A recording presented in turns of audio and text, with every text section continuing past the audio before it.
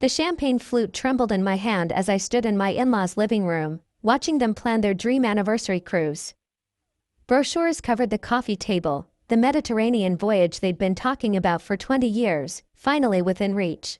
The deluxe suite has a private balcony, my mother-in-law, Patricia, gushed to her daughter Rebecca. Can you imagine? Watching the sunset over Santorini with the whole family. Speaking of family, my father-in-law, George, turned to me with that smile I'd learned to recognize, the one that meant something unpleasant was coming. Victoria, we need to discuss the cruise arrangements. I set down my glass carefully. After 8 years of marriage to their son Daniel, I knew that tone. What about them? Well, Patricia picked up seamlessly, like they'd rehearsed this, it's our 40th anniversary. A milestone. And we've decided it should be family only. I understand, I said. Daniel and I will. No, dear, George interrupted. You misunderstand. Family only means blood family. No outsiders. The word hit like a slap. Outsider. After 8 years of marriage, 2 miscarriages they never acknowledged, and countless family dinners where I'd been treated like the help. I see, I managed. So Daniel goes, but I stay home? Don't be dramatic, Rebecca chimed in, examining her manicure. It's not personal. You're just, not really a Harrison. Daniel walked in from the kitchen just in time to hear his sister's words.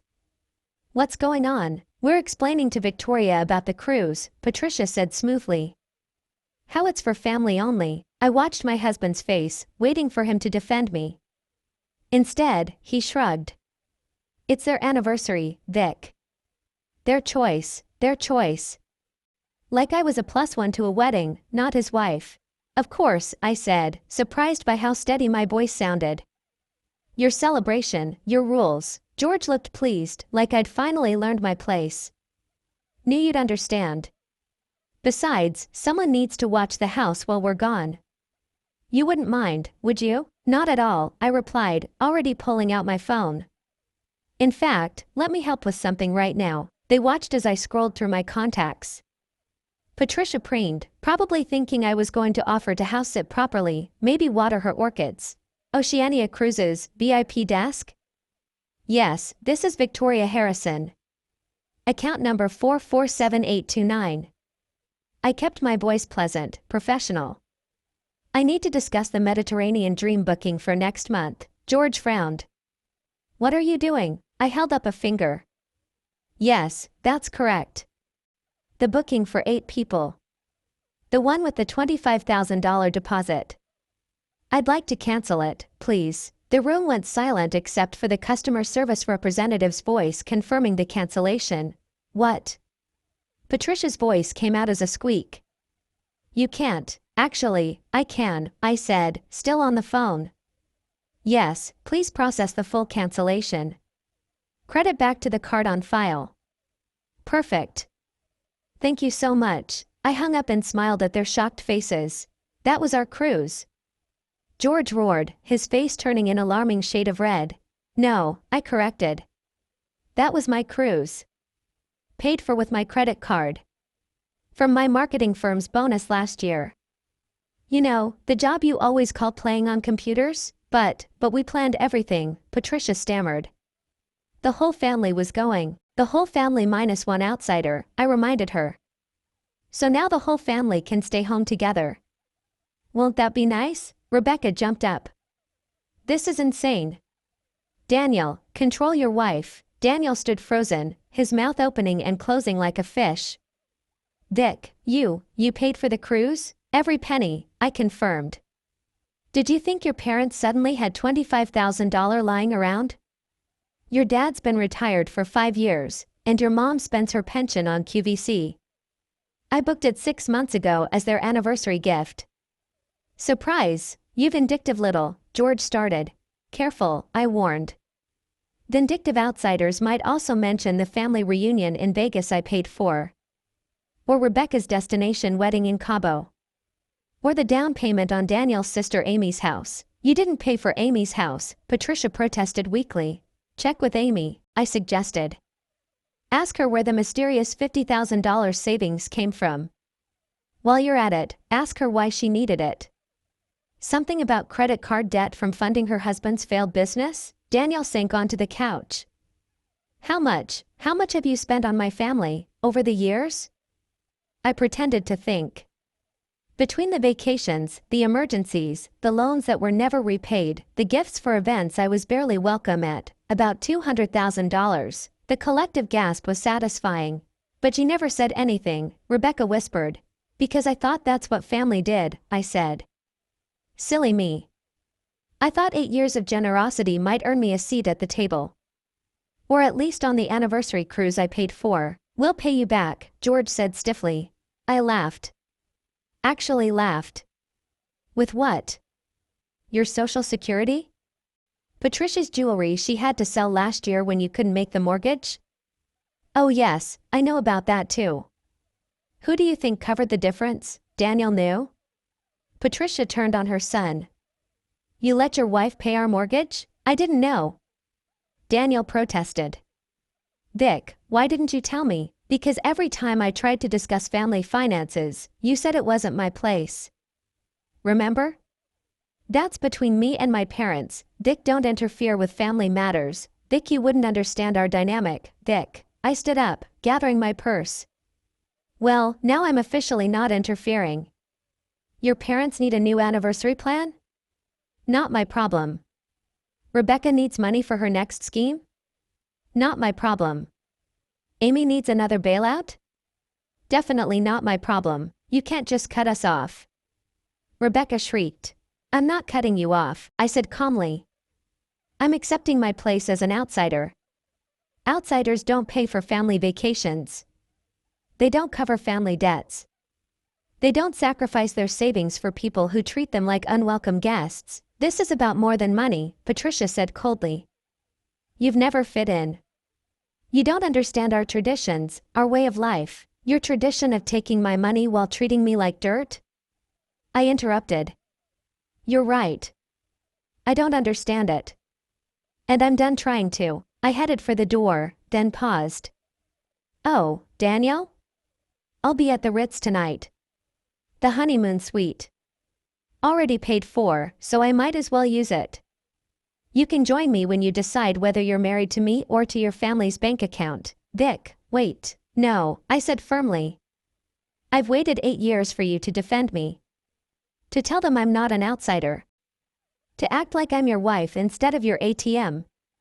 I'm done waiting. If you leave now, George threatened, you're never welcome in this house again. Promise? I asked. Because that sounds like the best anniversary gift you could give me. I walked out, ignoring the shouting behind me. My phone started buzzing immediately. Daniel, then Patricia, then Rebecca, then Amy from 3 states away. Word traveled fast in the Harrison family when the money tap turned off.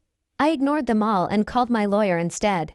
Margaret, it's Victoria. Remember that post-nuptial agreement we discussed? I think it's time to draft it. Yes, full financial separation. And Margaret, make sure it includes a clause about family gifts requiring both spouses' written consent. By the time I reached the Ritz, my phone had 47 missed calls. I turned it off and checked in, using the corporate card from my company, the successful marketing firm I'd built while the Harrisons called me a hobby entrepreneur. The honeymoon suite was gorgeous. Floor-to-ceiling windows overlooking the city, a bathroom bigger than Patricia's beloved orchid room, champagne chilling in a silver bucket. I poured myself a glass and stepped onto the balcony.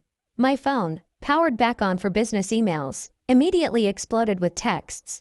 Amy, is it true you paid my down payment? Mom says you're lying. Rebecca, this is theft. We'll sue. George, no granddaughter of mine would behave this way. That last one made me laugh. Granddaughter? I wasn't even a daughter-in-law to them.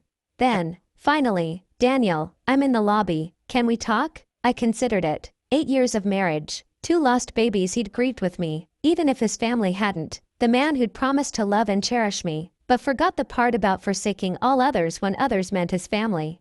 Room 2012, I texted back. He arrived looking haggard, still in the same clothes from dinner. Vic, I'm so sorry, I had no idea. Which part? I asked, not moving from the balcony. That they treated me like an outsider? Or that I was bankrolling their lifestyle while they did it? Both, he admitted, sinking into a chair. Mom's crying, Dad's threatening to disown me, Rebecca's calling every lawyer in town, and Amy called to say thank you, he said quietly. She's been carrying the guilt for 2 years, thinking mom and dad had sacrificed their savings for her. She had no idea it was you. At least someone appreciates it. I appreciate it, Daniel said. I never saw it. They're my parents. I thought their little digs were just personality conflicts. Daniel, your mother introduced me at your company party last month as Daniel's wife, the one who does computer things. I'm the CMO of a company with 50 employees. He winced. I know. Do you? Because when she said it, you laughed. I was uncomfortable. You were complicit. I corrected. Every time you stayed silent, you agreed with them. I wasn't family. I was just the woman you happened to marry, the outsider who inexplicably kept paying for everything. What do you want me to do? He asked desperately. Cut them off? Never speak to them again? I want you to choose. I said simply. Either I'm your family, your primary family, or I'm not. Either we're a unit that makes decisions together, or we're not. Either you defend me like a husband should, or you don't. But I'm done living in this middle ground where I'm family when the bills come due but an outsider the rest of the time. They're my parents, he said weakly.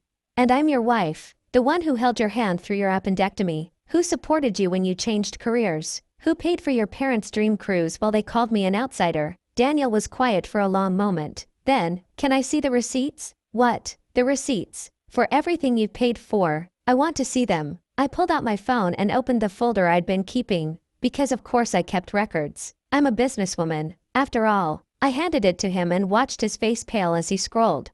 213,000, he whispered, in 8 years, plus the cruise they just lost. They told me they were doing better financially. They said Dad's investments had paid off. He looked up at me, and for the first time in years, I saw him actually seeing me. You never said anything. I tried. You didn't want to hear it. No, he admitted. I didn't. We sat in silence, the city lights twinkling below us. Finally, Daniel stood up.